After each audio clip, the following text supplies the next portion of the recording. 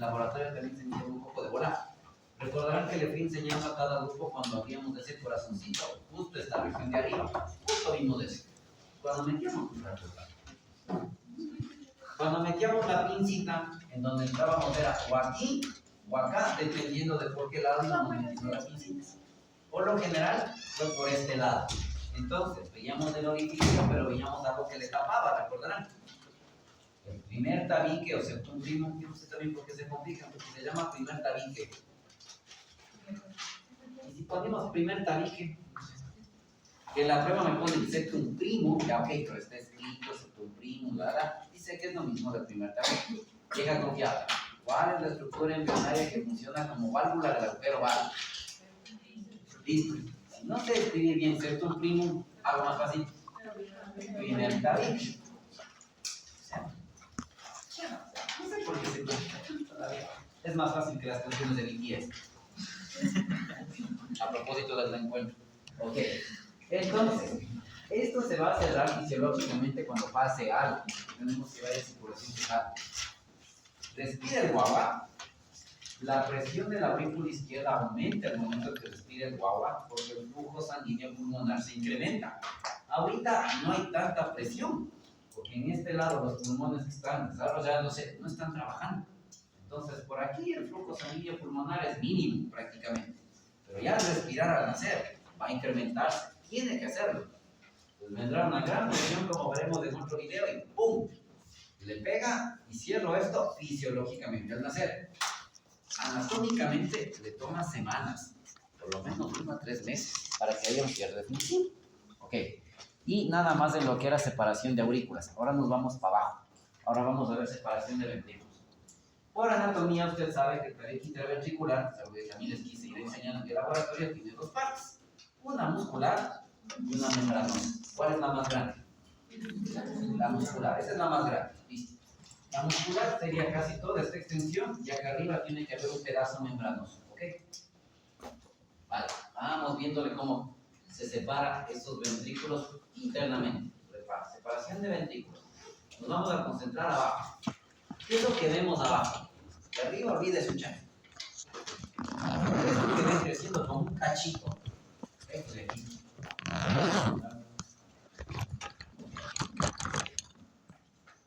Este cachito de aquí está creciendo conforme los ventrículos van aumentando su pared, el grosor de su pared.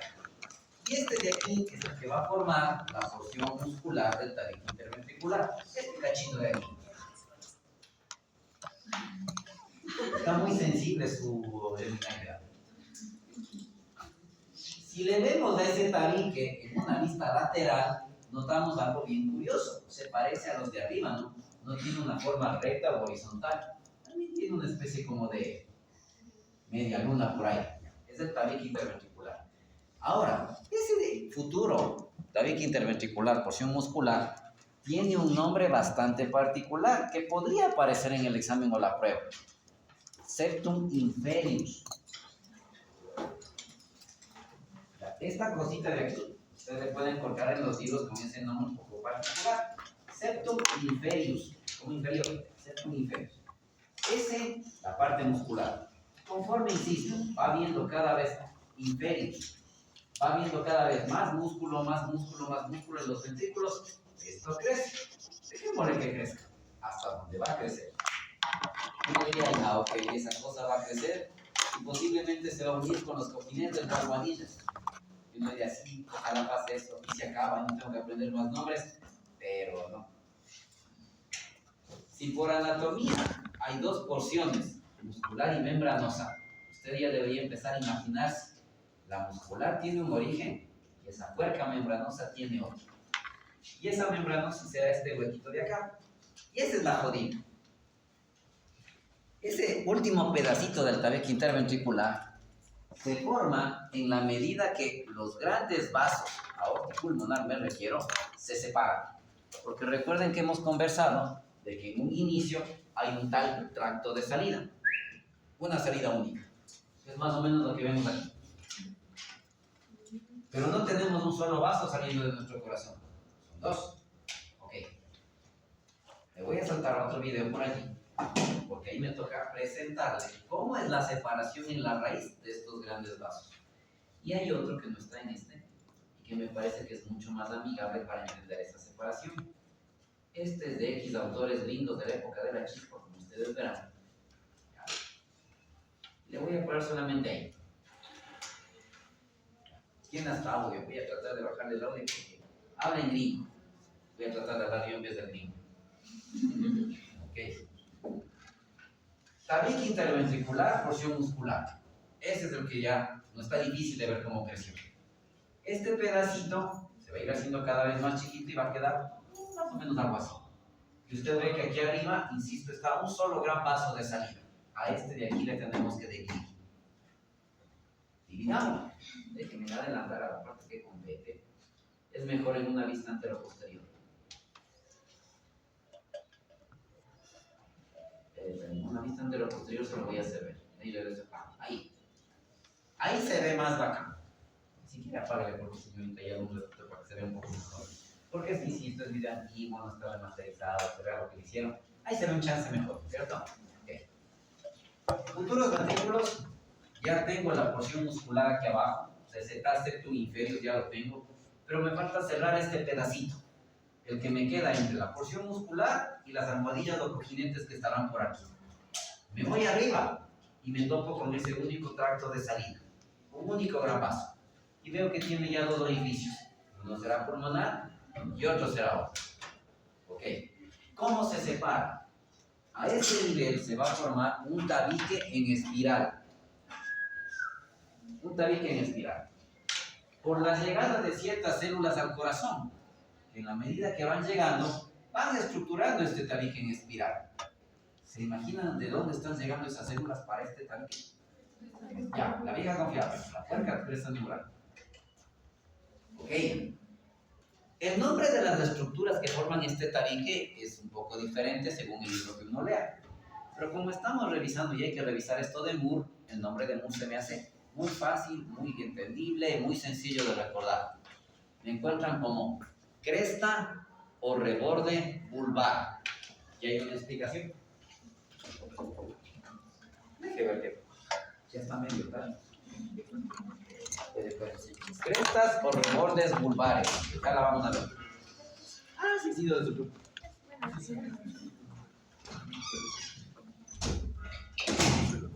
Cresta o reborde no está muy difícil de entender, ¿no? Serán como una especie de elevación que ya les vamos a ver. El apellido de vulvar tal vez nos da un poco de problema. Ahí es donde empiezan a encontrar algo que Moore les describe. A todo este gran vaso de salida le dividen en regiones.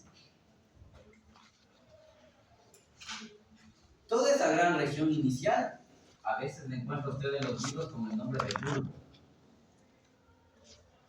Ahora, Moore hace una cosita. A este bulbo le subdivide en una porción proximal, la más cercana a los ventrículos, a la cual finalmente le llama bulbo, o bulbo propiamente dicho. El pedacito del gran vaso, yo diría como hasta aquí, que es la más cercana a los ventrículos en desarrollo. Bulbo. Más arriba, a esa sección de más arribita le llama colon. Y la de más arriba le llama tronco. Y por eso encuentran por ahí división anómala del tronco arterioso. Entonces son estos nombres. A todo ese gran tracto de salida, insisto, y ahí es donde a veces cuando uno lee en Moore se pierde un chance. A veces usan solo el término bulbo. Híjole, te haces bolas. Pero ya la división como realmente queda es la porción proximal de ese único vaso cercano a los ventrículos es el bulbo propiamente dicho. La de más arribita, y ya van a ver a qué zona corresponde este bulbo concretamente. La de más arribita colon y la de más arribita tronco. La porción llamada tronco es la que está ya prácticamente en contacto con ese saco aórtico que veíamos en tercera semana y que ya vamos a revisar. Ok. Entonces de ahí el apellido, cresta o reborde vulvar. Y ahí también algo que hace Arteaga, por ejemplo. A esa misma cresta o reborde, pero cuando está en la zona del cono, le llama cresta o reborde conal. Y a la misma cresta o reborde, cuando estamos acá arriba, ya van a ver que se extiende hasta allá, le llama cresta o reborde troncal. Y es la misma vaina. Es como en los pueblos o en las ciudades. La misma puerca calle, que hasta aquí se llama 10 de agosto, después se llama Galo Plaza, y ya más acá se llama Pananote. Pero es la misma puerca calle en extensión. Algo así aquí. La región del bulbo tiene mucho que ver con los ventrículos, me adelanto un chance. Parte de esta región vulvar incluso se mete en los ventrículos, sobre todo en el ventrículo derecho. Esa porción infundibular, o región infundibular que a lo mejor usted, Dios quiera, haya estudiado en anatomía, nace porque ese pedacito de bulbo se va metiendo en el ventrículo en desarrollo. ¿Okay? Con esa descripción, le borro. Y ahora hagamos que asomen esas crestas. Le van a ver un color rosadito. Dale, hermano. Déjenme que hable el ritmo. Ahí están. Y van bajando, y se unieron abajo. ¿Ok? Y si le ven cómo está chuloso. ¿Ok? Ya le vamos a ver en la vista lateral un poquito, hecho medio oblicua a esta misma división de ese tracto de salida. Entonces, ¿de dónde se forma la región membranosa? Ahí era lo difícil. Tres cosas se unen. ¿De dónde sale ese pedacito que me faltaba? La primera, los dos rebordes o crestas vulvares. Hay un reborde vulvar derecho, un reborde vulvar izquierdo. Es lo que encuentra usted en uno. Entonces ahí están dos. Reborde o cresta vulvar de la derecha, reborde o cresta vulvar de la izquierda, que son los que se fueron uniendo aquí como acaban de ver. Primera cosa. Y el tercero, al final se unen aquí con tejidos de los cojinetes o almohadillas. Entonces, región membranosa, tejido de los cojinetes o almohadillas, más los dos rebordes o crestas vulvares. Por eso, contrario a lo que a veces encuentran en ciertos libros, que cambia un poco según el país de donde sale el libro, se considera que esta porción membranosa es la que más puede afectarse, la que más puede dañarse, hablando de divisiones anómalas o separación anómala en ventrículos. Tiene sentido, son tres pedazos, son células que viajan. Es más probable que algo no les deje viajar bien a esas células, es más probable que algo no les deje unirse bien. Entonces, los defectos de la porción membranosa del cabellito ventricular realmente se piensa que son más frecuentes que los defectos de la porción muscular. Y los defectos de la porción membranosa también son más pequeños, por lo general, porque esta porción del tabique anatómicamente es más pequeña, comparando con la de la porción muscular. ¿Okay? Veamos esta separación desde otro lado y vamos a hablar de esa historia. Lo que estaba antecitos, me regreso un chance. Ahí, lo mismo. Usted puede ver que nos falta cerrar ese pedazo. Y aquí vemos el tracto de salida. ¿Okay? La parte de la raíz de la otra raíz del pulmonar. Empiezan a bajar esas células y ahí viene la pregunta. Pero medio raro está. ¿Cómo así que se hace en espiral y no se dividen rectito? Considerando que, por ejemplo, un flujo, una corriente de un líquido va por un camino, iría paralela por el otro camino y de esa manera debería ser un tabique recto. Eso dice la lógica. De hecho, en algún curso, hace algunos semestres atrás, tuve un exalumno que venía desde la poli y me dijo, bajo los principios físicos fulano de tal, teorema de Bernoulli y todo lo demás. Eso no es muy creíble. Ok. Respuestas a donde sabemos. Esto está pasando en cuarta, quinta, sexta semana. Un ser humano de este color. Así que, evaluar esto microscópicamente y fisiológicamente, no tenemos tecnología para eso. Además, está prohibido hacer ese tipo de estudios de ser humano, por tema de éticos. Suponemos que es así. Y la suposición parte de un detalle. Fisiológicamente, las cámaras derechas e izquierdas no manejan el mismo volumen y menos la misma presión. Algo que usted aprende en fisiología adulta. Entonces, suponemos que aquí es algo similar, salvando el tema de los pulmones, ¿no? Pero suponemos que es algo similar. Al manejar flujos diferentes y presiones diferentes, se piensa que los flujos no son en paralelo, sino que son así más o menos en espiral. Se piensa, es una suposición. Con eso se explica por qué anatómicamente aorta y pulmonar están enrolladas entre sí, de manera normal. Este tabique en espiral es el que deja esa anatomía tan curiosa. Usted ve estos vasos y en su salida del corazón se les ve así tal cual, ¿no es cierto? Enrollados. Entonces, cuando este tabique no está enrollado, cuando el tabique es recto, ahí es donde viene esa vaina de transposición de grandes vasos. Si el tabique viene recto, ok, de la derecha me sale la aorta y de la izquierda me termina saliendo la pulmonar, cosa que es un serio problema, como ya nos va a contar el grupo al que le tocó eso. Aquí le tocó transposición de las arterias, ya. Entonces, proceso de desarrollo alterado en la transposición de grandes vasos. Respuesta: tabicación de aorta y pulmonar. ¿Cómo se tabica? Normalmente debe tabicarse en espiral. ¿De dónde vienen las células? De esta neural. ¿Qué aparentemente explica el tabique en espiral? La teoría. Se piensa que como manejan flujos diferentes, instrucciones diferentes, derecha a izquierda, eso haría flujos en espiral que les orienta así a estas células. Cuando eso no pasa, el tabique se pone recto y se jodió.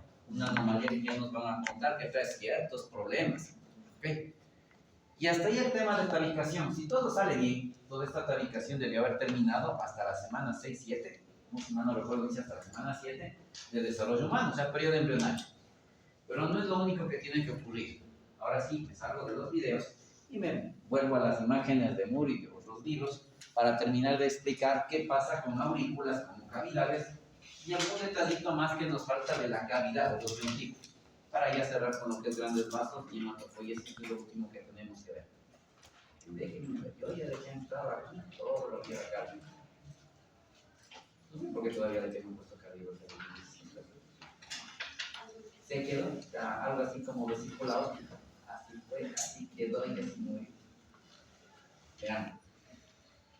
Vamos más acá. Todo esto repasamos en tercera semana, si usted recuerda. Este fue el grafiquito que estudiamos la tercera semana. Ahora estamos tratando de volverle corazón normal. Entonces, división de las aurículas ya está. Y necesitamos deformación de aurícula per se.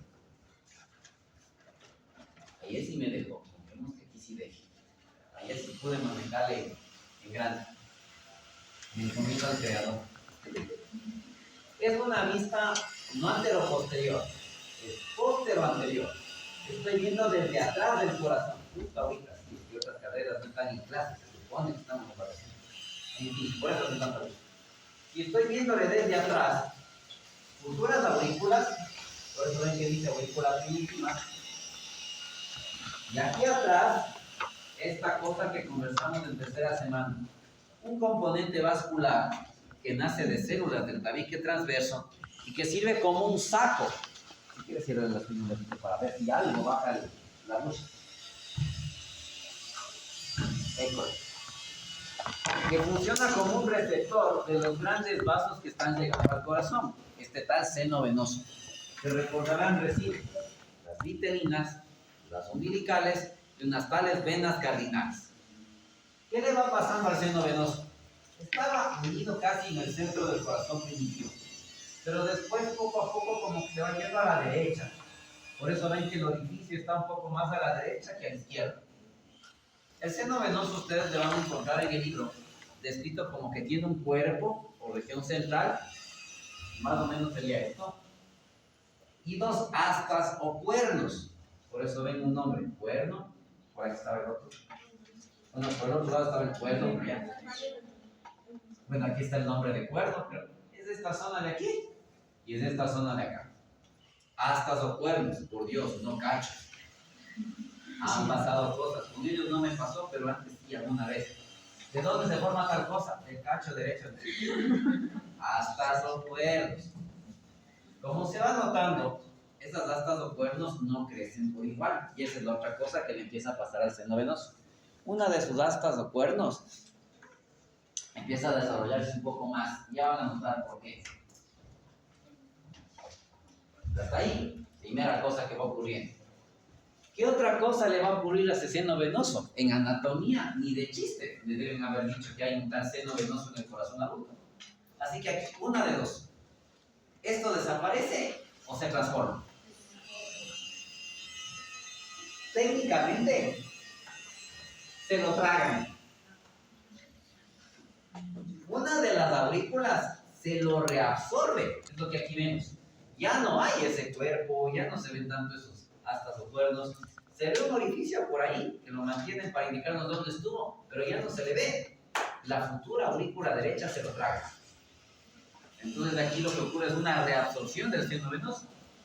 Y por eso ven que los vasos como que van entrando poco a poco en el corazón definitivo. ¿Cómo se vería esto desde adentro? ¿Cómo se vería esto desde adentro? Algo así. Aurícula derecha, gráfico de Moore. ¿Cómo sabe qué es la aurícula derecha? ¿Ves? Esto no es izquierda. Vena cava superior, además es de burro. Ok. Vena cava superior. Vena cava superior. Vena cava inferior. Orificio de entrada de la superior. Orificio de entrada del inferior. En el libro van a encontrar en anatomía, Dios quiera, encontrar las aurículas tienen una porción lisa, una porción rugosa. Esta es la porción lisa.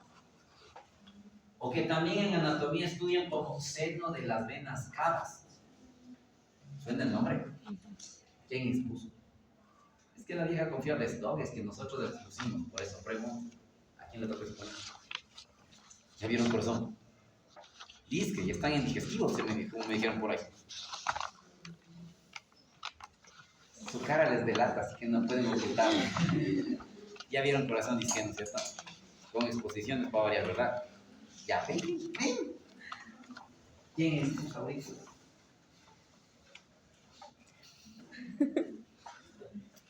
Siempre pasa lo mismo, digamos. Sí, tus aurículas. Yo no fui. Nadie supo, nadie vio. ¿Qué es aurícula? ¿Quién fue? Ay, es que eso le toca a los repetidores, pero no me toca a mí. Ya. ¡Ole!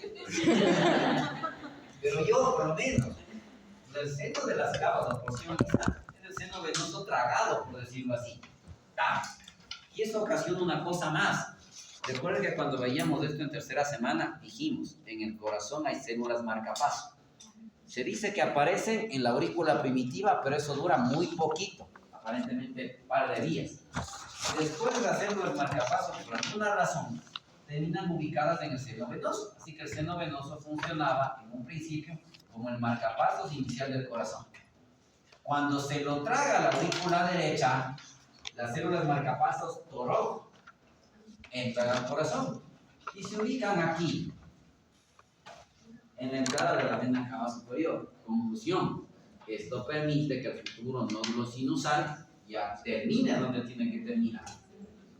Ya, nódulo sinusal va entrando aquí, porque insisto, el seno venoso se lo traga la aurícula derecha. ¿Qué más pasa por ahí? Esta es la porción rugosa. Okay. Esto es el tejido de la aurícula original, de la aurícula primitiva. Esto anatómicamente tiene dos cosas: unos músculos, que son los con P, los benditos no papilares, pequeños, ¿okay? Los pequeños, y anatómicamente es lo que vemos desde afuera del corazón, la orejuela derecha en este caso. Entonces, ¿de dónde viene la orejuela derecha? Del corazón, de su aurícula primitiva. ¡Pum! Se acabó. ¿De dónde se forma el seno de las venas cavas? De la reabsorción del seno venoso. Fin de la historia. ¿Otra vez qué? Usted en la aurícula aprende que hay dos porciones, lisa y rugosa. Hablando de la derecha, la lisa equivale anatómicamente al seno de las cavas, al seno de las venas cavas. En la derecha, estamos en la derecha. Ok, ¿cómo es que apareció esa cosa? La aurícula derecha se traga al seno venoso, lo reabsorbe. No pondrán se lo tragó, se lo reabsorbe, lo reabsorbe. Así que el seno venoso o porción lisa de la aurícula derecha es el seno venoso reabsorbido. Y recuerden, en el seno venoso terminan asentándose las células marcapaso, que es la que le ayudaban al corazón a latir en el principio, cuando es un tubito. Ahora, al meterse el seno venoso en el corazón, esas células marcapaso ya entran al corazón. Y como esto tiene que ver con el seno de las cavas, por aquí estaba el nódulo sinusal. Ya, por fin, las células del futuro nódulo sinusal han entrado al corazón.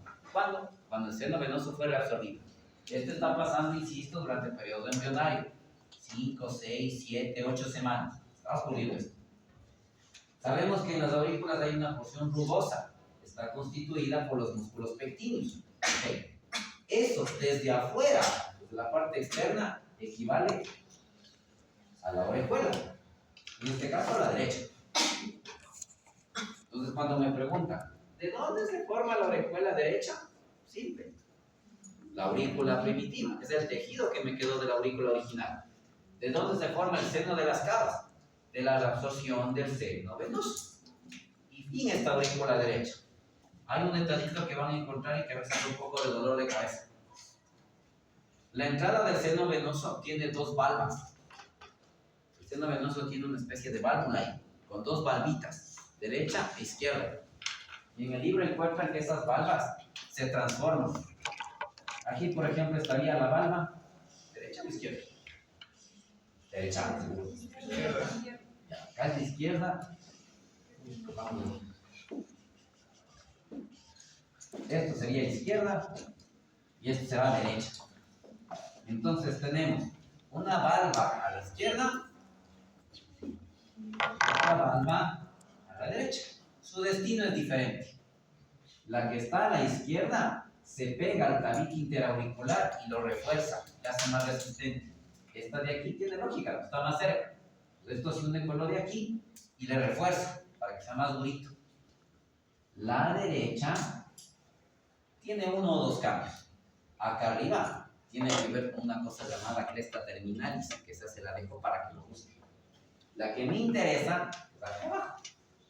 La porción caudal de esta valva del lado derecho tiene que ver con dos valvulitas que hay aquí abajo.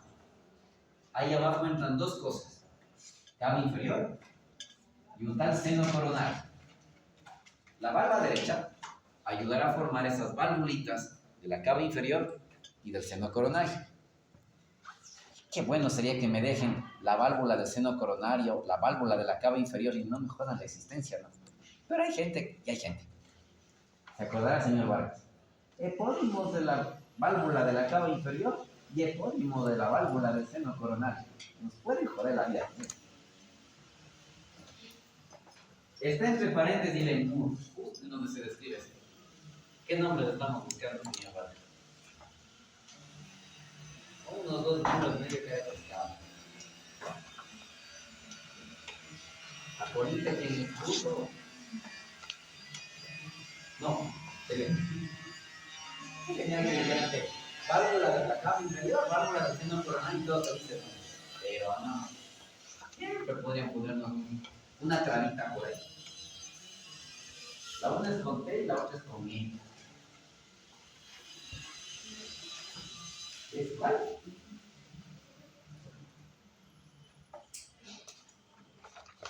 No se acuerda. Quien expuso eso tenga la bondad. ¿En serio? ¿Qué libro dice que le ganan bien? Ya, pues ahí está, pero si hay un campeón para esas cosas, es Rubí. Todavía los tienen las últimas ediciones, solo que están entre paréntesis, nomás los nombres, no sé si me gustan. Tal vez en un ya en el de los recuerdos se asoman esos nombres. ¿En serio? Hágale. Eustaquio y Teresa. Ahí en Moore le ve como más o menos se lee. Si yo no les bauticé, solo se llaman así. Es como lo del otro, no. Katie Flack, ya es Coptavara, ya nada, o sea, ya nada. Entonces, esas valvulitas de la cava inferior y del seno coronario, en Spanish más fácil y recordable, vienen de esa valva derecha, del seno venoso, por resumir. Y tienen una razón de ser, sobre todo la de la cava inferior. Por ahí se ven unas ciertas flechas. Adelantando muchas. Ya cuando tengamos cava inferior con cava inferior, a ella va a llegar por cierto camino la sangre oxigenada que está llegando de la placenta. Entonces, por aquí va a llegar esa sangre oxigenada así. Entrará por ese orificio a la aurícula derecha. Pero ahí no me sirve del todo.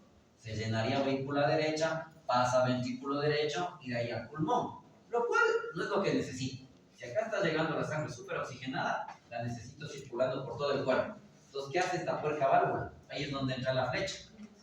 Le direcciona hacia la fosa del agujero oval para que se meta a la izquierda Y de ahí sigue. Ventrículo izquierdo. Entonces va cumpliendo ese rol. Por eso si le ven la forma así medio curvita. Sube, le direcciona, no todo el flujo. Finalmente algo de esa sangre sí se va a quedar aquí. Pero se piensa que la gran mayoría de ese flujo se direcciona hacia el agujero oval, pasa a la aurícula izquierda, ventrículo izquierdo y sigue su recorrido. Entonces esa función tiene que cumplir. Por anatomía, ¿qué rayos es el seno coronario? Me quedan viendo con una cara. ¿A qué suena? ¿Será arterial o será venoso? Ya, venoso. Y se llama y tiene de apellido coronario. Le coge la sangre venosa del corazón como que no la tuviera. Ya. Eso desemboca aquí. ¿De dónde se forma ese seno coronario?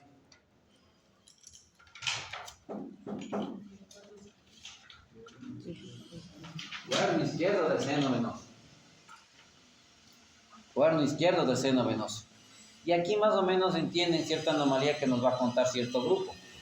A veces la reabsorción o comunicación de este seno venoso no es la apropiada. Y a veces quedan como que medio atajos con esta estructura como base que me conectan aurícula derecha con izquierda. Por ahí, el grupo que tiene comunicaciones interauriculares seguramente ya encontró que hay comunicación interauricular del tipo seno venoso. ¿O no? ¿A quién le tocó? Comunicaciones interauriculares. Sellas.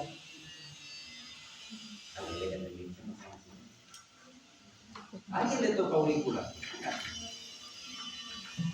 Creo que es del mismo grupo de ectopia y de anomalías de posición cardíaca, si no estoy equivocado. O el siguiente, pero uno de los dos. Porque vamos por posición, aurículas, ventrículos, grandes vasos arteriales, grandes vasos venosos y terminamos con infarto. Es del 1 o el 2, ¿no es cierto? Es del 1 o el 2. Uno de esos, ¿quién? Me están alegando de mí.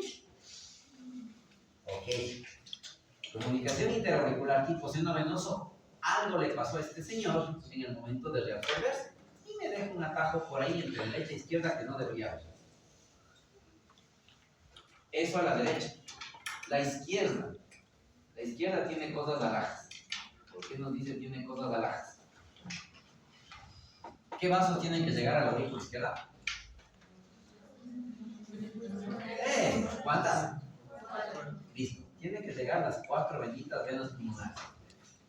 Hay al menos 2 teorías, e insisto, teorías, porque esto es en la época embrionaria. ¿De dónde se han ido sacando las teorías? Del análisis de las anomalías. ¿Cuál anomalía? Una que nos va a contar un grupo por ahí, ya me mostró ya. Drenaje venoso pulmonar anómalo. Del análisis de lo que se ve. ¿Cómo estos vasos, caramba, van desembocando? Se piensa que a lo mejor así es el desarrollo de estos vasos. Hay al menos 2 enfoques. Se piensa que ocurre de 2 formas. Hasta cierta parte se parecen y en cierto punto se separan. Ya va a ver. Entonces, ahí, aurícula primitiva, no es inteligencia artificial en línea. Aurícula primitiva, pero del lado izquierdo ya, que va a ser la aurícula izquierda. ¿Qué se piensa? Primera teoría. De la pared de la aurícula primitiva, de la pared, crece un vaso único. Es lo que están viendo aquí. Una vena pulmonar primitiva. Y esa vena pulmonar primitiva, conforme van creciendo los pulmones, se ramifica. 2 para la derecha, 2 para la izquierda. Primera teoría. Va creciendo los pulmones, van desarrollándose sus vasos sanguíneos en las primeras etapas del desarrollo pulmonar y ocurre, pensamos que ocurre algo particular. El tronco, la vena pulmonar primitiva, la aurícula izquierda se la empieza a tragar, se la empieza a reabsorber. Entonces aquí lo que vamos viendo es cómo poco a poco ingresa el tejido de esa vena primitiva a la aurícula izquierda. Y al ingresar, las 4 venas pulmonares se meterían también en la aurícula izquierda. ¿Okay? Y esa porción que correspondía al tronco de la vena primitiva pulmonar sería en cambio la porción lisa de la aurícula izquierda. Porque también hay porción lisa en el otro lado. La zona donde desembocan las venas pulmonares sobre todo. Me queda una porción rugosa en la aurícula izquierda. Músculos pectíneos.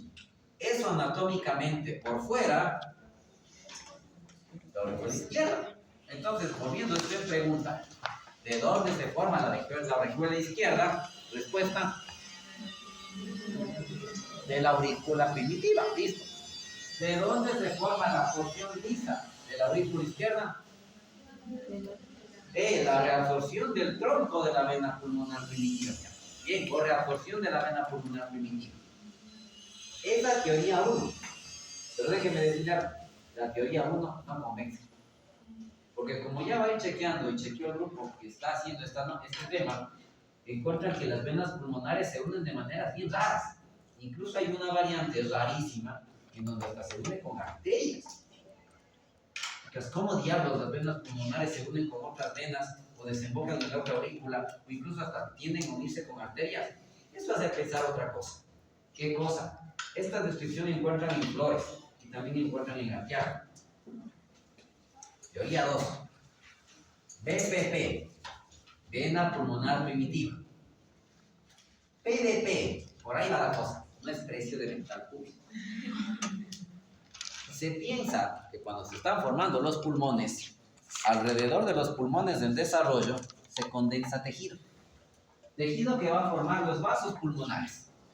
Y a ese tejido que va a formar los vasos pulmonares le llaman plexo venoso peripulmonar, PVP, plexo venoso peripulmonar. ¿Cuántos plexos venosos peripulmonares? Pulmón derecho, pulmón izquierdo.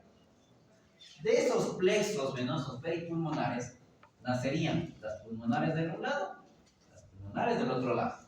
Pero como ven en el dibujo, no están unidos, no están juntos, están separados. ¿De quién? Se piensa que sí hay un tronco de vena pulmonar primitiva. Entonces, estos vasos de los plexos venosos se unirían al tronco, se fusionarían.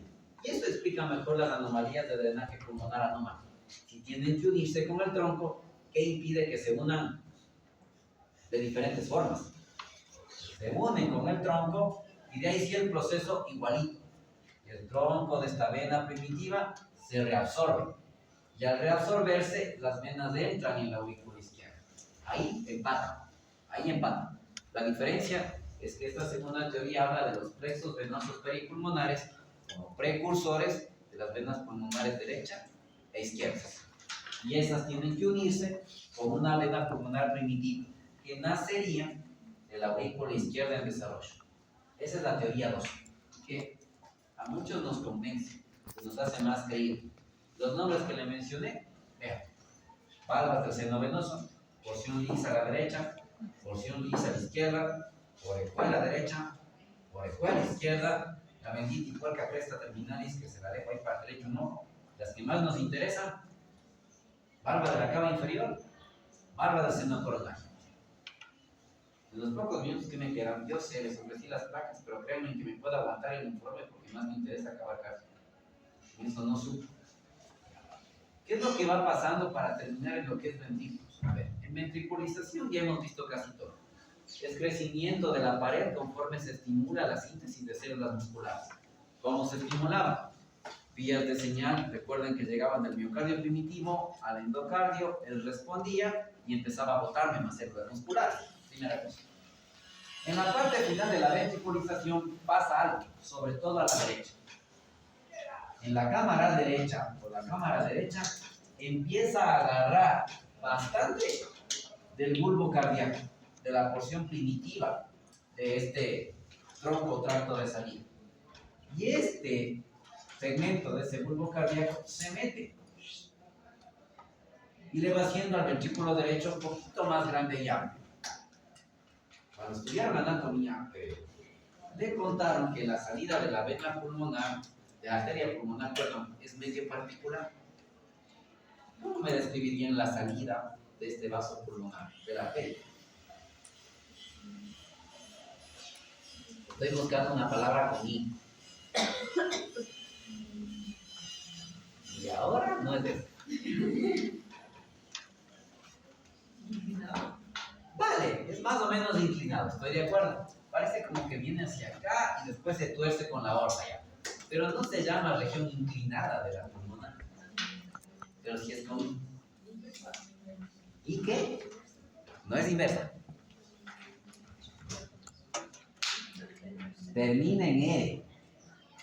¿Qué va? ¿En qué? Inversa no termina en E.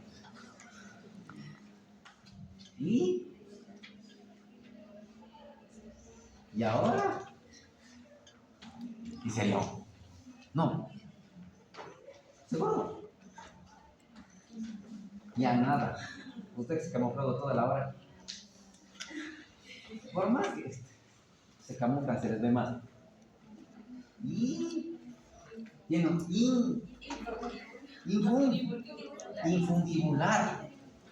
La región infundibular, el infundíbulo de la pulmonar. Entonces esa cosa, esa región infundibular de la pulmonar se ve favorecida en su origen por el ingreso del bulbo de esa región, sobre todo en lo que es el ventrículo derecho. Esto explica un poco su salida tan particular. ¿Y por qué nos tortura con esa de la región infundibular? Fallas a ese nivel tendrán y explicarán muchísimo de cierta anomalía que se conoce como tetralogía de Fallot. No voy a decir más. Eso se lo dejo al grupo en particular. Finalizando la parte de los tres componentes de la porción membranosa del tabique, dos rebordes más los cojinetes o almohadillas. Cresta neural en esencia. Ok. ¿Qué nos toca y qué nos falta revisar ya prácticamente en una o dos clases? Tenemos que ver cómo lo hacemos. Capaz que le pido hasta una hora por ahí a la que para acordar esto. Nos toca ver grandes arterias, grandes venas, circulación y hematopoiesis. Son los temas que nos faltan. Y lo que es grandes arterias y grandes venas son los dos dibujos. Ahí tendrá muchísimo que ver ese esquema o cómo van terminando los vasos arteriales y venosos. Y esos son los que irán en la prueba. En circulación tengo que contarles cómo funciona esto, cómo cambia después de que lo hacemos. Y la última parte es síntesis de células sanguíneas. Insisto, no puedo matar hasta el final del informe.